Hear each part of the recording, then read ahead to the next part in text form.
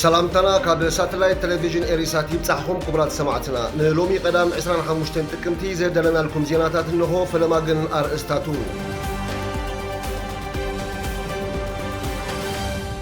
إرترا نأستات حد عمت أسراتهم سنحت شدشت سريلانكاويان فتحا أبدو بسودان كتما واو إرتراونا قاداي تقتلو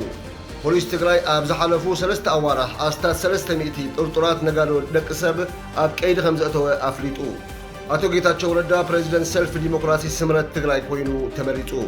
ሃገራዊ ረብሓን ምሕላው ሓይል ባሕሪ ኢትዮጵያ ድሉ ምዃኑ ምክትል ኣድሚራል ክንድገዙ ገሊጹ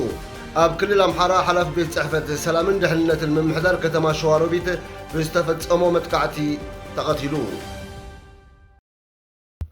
ኣብ ኤርትራ ንኣስታት ሓደ ዓመት ተኣሲሮም ዝጸንሑ 6 ባሕረኛታት ስሪላንካ ከም ዝተፈትሑ መርበብ ሓበሬታ ኒውስ ፈርስት ኣብ ዝዘርግሖ ጸብጻብ ኣመልኪቱ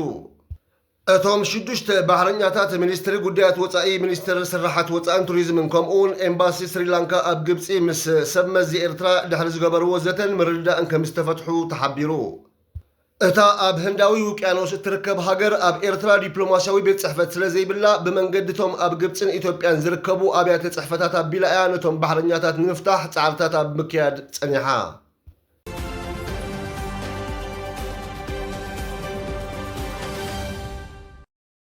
ኣብ ደቡብ ሱዳን ክፍለ ሃገር ምዕራባዊ ባህረ ኤልጋዛል ከተማ ዋው ሓደ ተስፋይ በራኺ ዝተባህለ ኤርትራዊ ነጋዳይ ከም ዝተቐትለ ሬድዮ ታማዙጅ ብ24 ጥቅምቲ ሓቢያ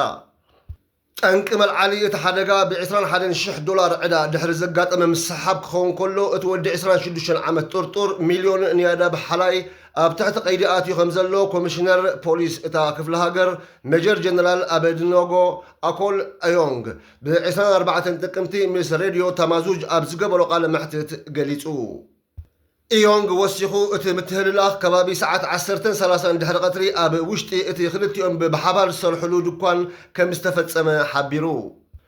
ሚልዮን ንወዲ 27 ዓመት ተስፋይ በራኺ ብኻራ 5 ግዜ ኣብ ኣካላቱ ከም ዝወግኦ መባእታዊ ምርመራታት እየመልክት እቲ ፖሊስ ኮሚሽነር ምኽንያት ናይቲ መጥቃዕቲ ንነዊሕ እዋን ዝጸንሐ ፋይናንሳዊ ክርክር ክኸውን ከም ዝኽእል ጠቒሱ ሚልዮን ኒያዳ ብሓላይ ካብ ተስፋይ በራኺ ካብ ዝሓለፈ ዓመት ጀሚሩ $21,000 ብዘይ ኣገባብ ከም ዝወሰደን ነቲ ገንዘብ ክመልሶ ከም ዘይከኣለን እዩ ተገሊጹ እቲ መዋቲ ምስ ዕዳ ብዝተኣሳሰር ብዙሕ ግዜ ኣብ ቀይዲ ኣትዩ ምንባሩ ዝገለጸ እቲ ፖሊስ ጉዳዩ ኣብ ምጽራይ እናሃለወ እቲ ኩነታት ከም ዝተፈጸመ ኣረዲኡ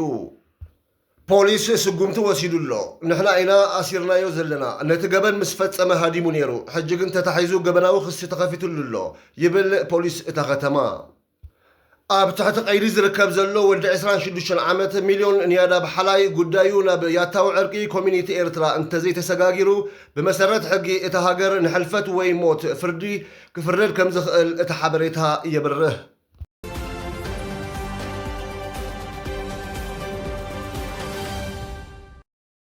ሰበስልጣን ፖሊስ ትግራይ ንህይወት መንእስያት ኣብ ሓደጋ ዘእቱ ዘይሕጋዊ ስደት ንምግታእ ጻዕሪ ኣብ ዝሐይልሉ ዘለዉ እዋን ኣብ ዝሓለፉ 3 ኣዋርሕ ጥራይ ኣስታት 300 ጥርጡራት ነጋዶ ደቂ ሰባት ኣብ ቀይዲ ከም ዘእተዉ ኣፍሊጦም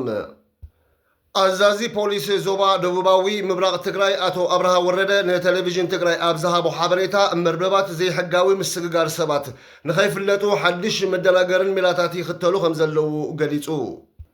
ኣብዚ ወርሒ እቲ ዝኸፍአ ዘጋጠመና 12 ዓመት ዕድሚኦም ህፃናት ናብ ቤት ትምህርቲ ኣብ ዝኸድሉ እዋን ምውሳዶም እዩ ዝበለ ኣቶ ኣብርሃ ሰባት ንምስግጋር እቶም ነጋዶ ቅድሚ ሕጂ ሚኒባሳት ይጥቀሙ ከም ዝነበሩን ኣብዚ ግዜ እዚ ግን ናይ ጽዕነት መካይንን ዝተፈላለያ ካልእ ሜላታትን ይጥቀሙ ከም ዘለዉ ይሕብር ብ22 ጥቅምቲ ኣብ ወረዳ እንደርታ ፖሊስ ምስ ሓይሊ ጸጥታ ትግራይ ብምትሕብባር ኣብ ዘካየዶ ስርሒት ትሕቲ ዕድመ ቆልዑ ዝርከብዎም ልዕሊ 75 ሰባት ብዘይ ሕጋዊ መንገዲ ካብ ዓዶም ወፂኦም ናብ ስደት ከምርሑ ዝፈተኑ መንእስያት ከም ዝዓገቱ ይግለጽ ምስዚ ብዝተኣሳሰር ከዓ ሰብ መዚ እቲ ከባቢ ን3 ጥርጡራት ኣብ ትሕቲ ቀይዲ ብምእታው ምርመራ ይገብርሎም ከም ዘለዉ ጸብጻባት ኣዲስ ስታንዳርድ የመልክት ኮሚሽን ፖሊስ ትግራይ እቶም ዘይሕጋውያን ነጋዶ ንመንእስያት ኣብ ወፃኢ ሃገር ድሕነቶም ተሓልዩ ስራሕ ክረኽቡ ከም ዝኽእሉ እናታለሉ ይምዝምዝዎምን ሓደጋ የቃልዕዎምን ከም ዘለዉ ብምግላጽ ካብ ተግባሮም ክቁጠቡ ኣጠንቂቑ እቲ ኮሚሽን ኣብ መወዳእታ ነዚ እናዓበየ ዝኸይድ ዘሎ ዘይሕጋዊ ስደት ንምምካት ወለዲ ምምሕዳራት ከባብን መላእ ሕብረተሰብን ተዋዲዶም ክሰርሑ ከም ዝግባእ ኣተሓሳሲቡ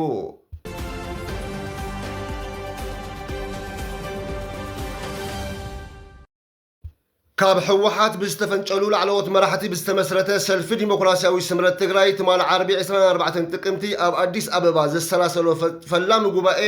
ንኣቶ ጌታቸው ረዳ ፕሬዚደንት እቲ ሰልፊ ገይሩ መሪፅዎ። እቲ ሰልፊ ብተወሳኺ ንኣቶ ነጋ ሰፋ ቀዳማይ ምክትል ፕሬዚደንት፣ ንኣቶ ሃብቱ ኪሮስ ምክትል ፕሬዚደንት፣ ንወይዘሮ ሰብለ ድማ ዋና ጸሓፊት እቲ ሰልፊ ኮይኖም ከገልግሉ ከም ዝመረጾም መንግስታዊ ማዕከናት ዜና ኢትዮጵያ ሓቢሩ።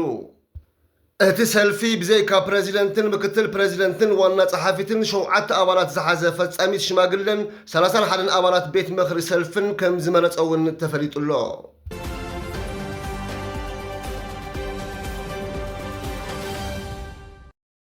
መበል 118 መዓልቲ ሓይሊ ምክልኻል ኢትዮጵያ ኣብ ቢሾፍቱ ኣብ ዝርከብ ማእኸል መሰልጠኒ ሓይሊ ባሕሪ ሎሚ ቀዳም 25 ጥቅምቲ ዘይትድፈር ሃገር ዘይሰዓር ሰራዊት ብዝብል መሪሕ ቃል ተኸቢሩ። ኣብቲ ስነ ስርዓት መደረ ዘስምዐ ኣዛዚ ሓይሊ ባሕሪ ምክትል ኣድሚራል ክንዱ ገዙ ኢትዮጵያ ካብ 1948 ጀሚራ ሓይሊ ባሕሪ ከም ዝነበራ ዝገለጸ ኮይኑ እንተኾነ ግን ኣብ ዝሓለፉ 30 ዓመታት ኢትዮጵያ ብሓይሊ ካብ ቀይሕ ባሕሪ ክትርሕቕ ከም ዝተገበረ ገሊጹ። እንተኾነ እቲ ናይ ለውጢ መንግስቲ ናብ ስልጣን ምስ መፀ ሓይሊ ባሕሪ ኣብ ስልጠናን ሎጂስቲክስን ብዝገበሮ ሓያል ስራሕ ሃገራዊ ረብሓታት ኢትዮጵያ ክሕሉ ኣብ ዝኽእለሉ ኩነታት ይርከብ ክብል ገሊጹ።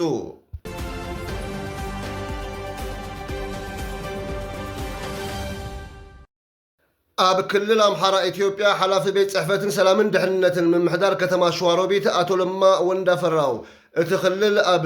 ቀጻሊ ዘይምርግጋእ ኣብ ዝርከበሉ እዋን ኣብ ልዕሊኡ ብዝተፈጸመ መጥቃዕቲ ከም ዝተቐትለ ምምሕዳር እታ ከተማ ብሓሙስ 23 ጥቅምቲ ኣብ ዘውፅኦ መግለጺ ኣፍሊጡ። እቲ ምምሕዳር ኣብ መግለጺኡ ንኣቶ ለማ እሙን ኣገልጋሊ መንግስትን ሰላም ደው ዝበለ ጅግናን ክብል ገሊጽዎ። ነቲ ቅትለት ከኣ ስራሕ ፈራሓትን ጉጅለ ጥፍኣትን ክብል ኮኒንዎ። ብሞቱ ዝተሰምዖ ዓሚቕ ሓዘን ብምግላጽ ከኣ ኣእዳው ነዚ ጥፍኣት ዝፈጸመ ኣካላት ክቑረፀ እየን ክብል ፈኪሩ። ብተወሳኺ ንተግባራት እቶም ሓሳባት ብሓይሊ እምበር ብሓሳብ ክትስዕሮ ከም ዘይትኽእል ዝርድኡን ክቡር ህይወት ወዲ ሰብ ካብ ጽልኦም ይንእስ ኢሎም ዝኣምኑን ዝበሎም ጉጅለታት ብትሪ ወቒሱ። ኣብታ ኣብ ዞባ ሰሜን ሸዋ ትርከብ ከተማ ሸዋሮቢት ኣብ ዝሓለፈ 2 ዓመታት ሓያሎ ሰበስልጣን መንግስትን ሰላማውያን ሰባትን ብዕጡቓት ከም ዝተቐትሉ ይግለጽ። ኣብ ዝቐረበ እዋን ኣብ ዞባ ደቡብ ወሎ ሓላፊ ቤት ጽሕፈት ምምሕዳር ወረዳ ደላንታን ሓላፊ ቤት መኽሪ ሰላም ዞባ ሰሜን ጎጃምን እውን ተመሳሳሊ መጥቃዕቲ ከም ዝተፈጸመ ይዝከር።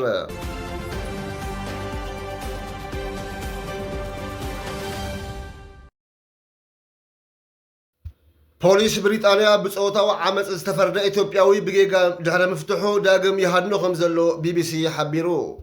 እቲ ሓድሽ ገብረስላሴ ቅባእቱ ዝተባህለ ኢትዮጵያዊ ሓታት ዕቑባ ኣብ ብሪጣንያ ኣብ ልዕሊ ሓንቲ ጓል 14 ዓመት ቆልዓ ፆታዊ ዓመፅ ፈፂሙ ተባሂሉ ኣብ ዝሓለፈ ወርሒ 1 ዓመት ማእሰርቲ ተወሲኑሉ ዝነበረ ኮይኑ ብጌጋ ካብ ቤት ማእሰርቲ ከም ዝተፈትሐን ሕጂ ግን ዳግም ኣብ ቀይዲ ንምእታው ይሃድኖ ከም ዘሎ ፖሊስ እታ ሃገር ኣፍሊጡ። ምንጭታት ቤት ማእሰርቲ ከም ዝሕብርዎ ኣቶ ሓድሽ ገብረስላሴ ቅድሚ ናብ ሃገሩ ምጥራዙ ኣብ ቀይዲ ንኽጸንሕ ናብ ሓደ ማእኸል ኢሚግሬሽን ክሰጋገር እዩ ተሓሲቡ ነይሩ።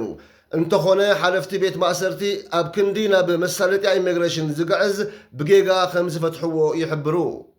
ሰብ መዚ ብደረጃ ሃገር ኣብ ልዕሊኡ ሃድን ጀሚሮም ኣለዉ። ቤት ጽሕፈት ውሽጣዊ ጉዳያት ዓባይ ብሪጣንያ ድማ እቲ ጌጋ ብኸመይ ከም ዘጋጠመ ይምርምር ኣሎ።